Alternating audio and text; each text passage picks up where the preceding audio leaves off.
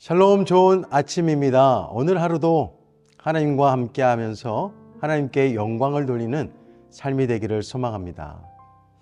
사람들이요, 평생을 살면서 거짓말을 하지 않고 사는 사람들이 있을까요? 한 분도 없을 거예요. 거짓말하면 안 된다는 거 알죠. 그렇지만 잘 안 됩니다. 그런데 거짓말은 처음에는 위장된 이익을 가져다 줄 수 있습니다. 그러나 그 결과는 더 큰 상처와 문제를 초래하죠. 작은 거짓말도 쌓이면 신뢰를 훼손하고 긍정적인 관계를 파괴합니다. 물론 우리가 모르는 것 아니죠. 거짓말하면 안 됩니다. 그러나 나의 체면과 자존심에 금이 갈 것 같고 나에게 불이익이 올 것 같을 때는 거짓말의 유혹이 있습니다. 이에 대해서 마크 트웨인은 이렇게 말하죠. 진실은 때로 상처스럽지만 어떤 상황에서도 거짓말보다는 나은 선택이다. 오늘 말씀도 보면 예루살렘에 모인 종교 지도자들은 자신들의 기득권을 유지하기 위해서 반드시 해결해야 할 문제가 있었습니다.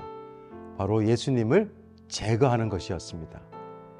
예수님을 죽이고자 고소할 증거들을 다 모아봤지만 마땅한 증거가 없었던 거예요. 결국에는 그들이 선택한 것이 있습니다. 거짓 증언을 이용하는 거예요. 거짓말을 통해서 그들이 몰아가고자 했던 것은 뭐냐 하면 예수님의 신성모독입니다. 당시에는 신성모독으로 사람을 죽일 수 있는 근거가 될 수 있었습니다. 그들은 과거 예수님께서 하셨던 모든 그 말씀들을 상세하게 조사했습니다. 그 중에 예수님께서 부활과 관련해서 하신 말씀을 조작하죠. 거짓 증언을 위한 카드를 내놓았습니다. 요한복음 2장 19절에 보면 이런 말씀을 하셨어요. 너희가 이 성전을 헐라 내가 사흘 동안에 일으키리라.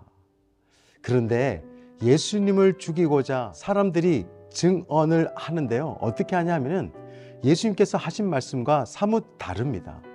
오늘 말씀이죠. 58절에 보면 우리가 그의 말을 들으니 손으로 지은 이 성전을 내가 헐고 손으로 짓지 아니한 다른 성전을 사흘 동안에 지으리라 하더라.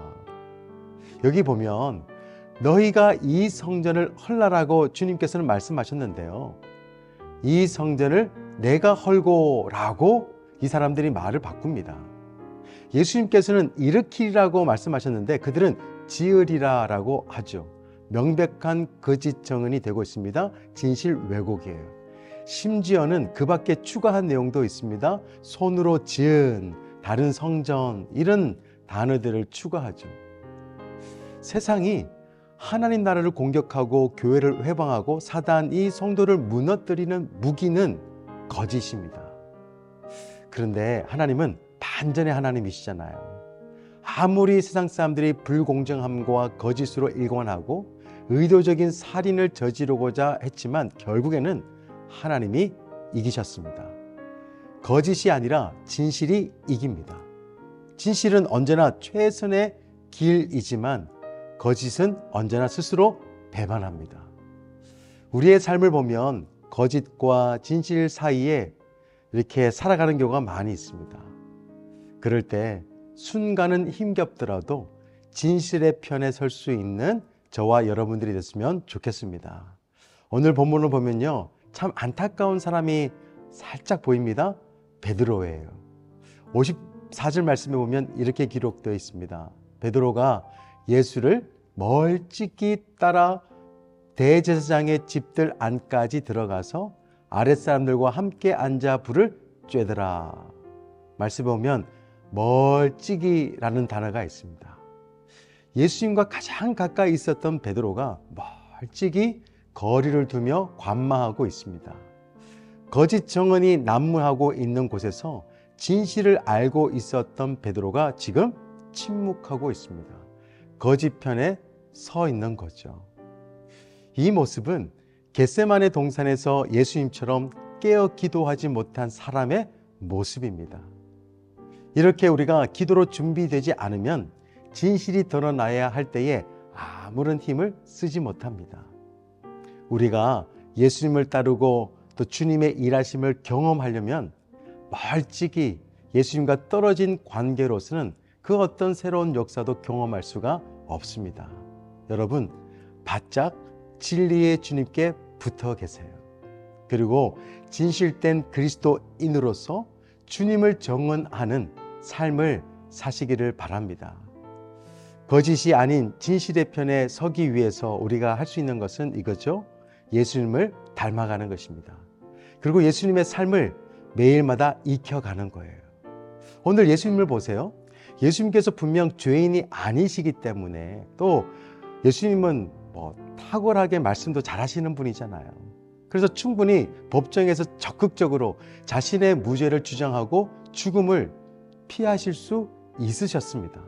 그렇지만 예수님은 거짓을 막 드러내기보다도 오히려 하나님의 영광을 위한 일에 집중하십니다. 그리고 하나님의 뜻을 이룰 기회를 더 중요하게 여기셨습니다. 우리도 삶을 살면서 내 주변에 일어나는 여러 가지 일들이 있습니다.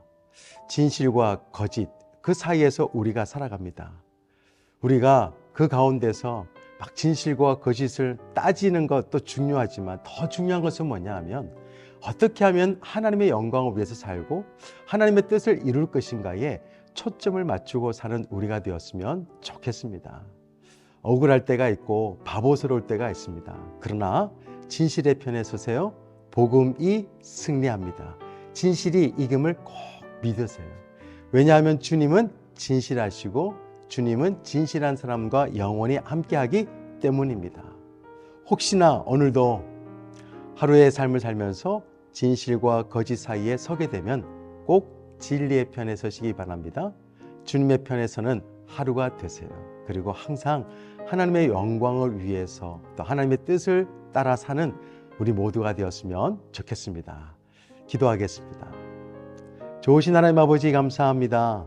우리가 진실의 삶을 살아가고자 할 때 억울한 일도 있고 또 답답한 일들도 있습니다. 그럼에도 불구하고 하나님은 다 아시는 분이신 줄로 믿고 항상 주님의 편에 서서 하나님의 영광과 하나님의 뜻을 따라 살아가는 데에 초점을 맞추고 사는 우리 모두가 되게 하여 주옵소서.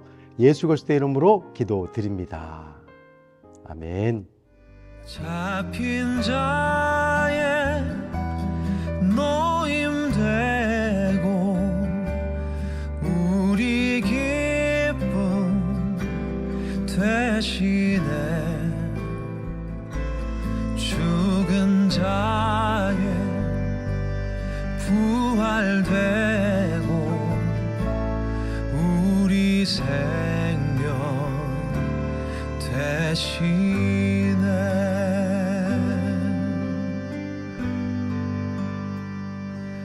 내 영혼에 빛이시며 우리 소망 되시네.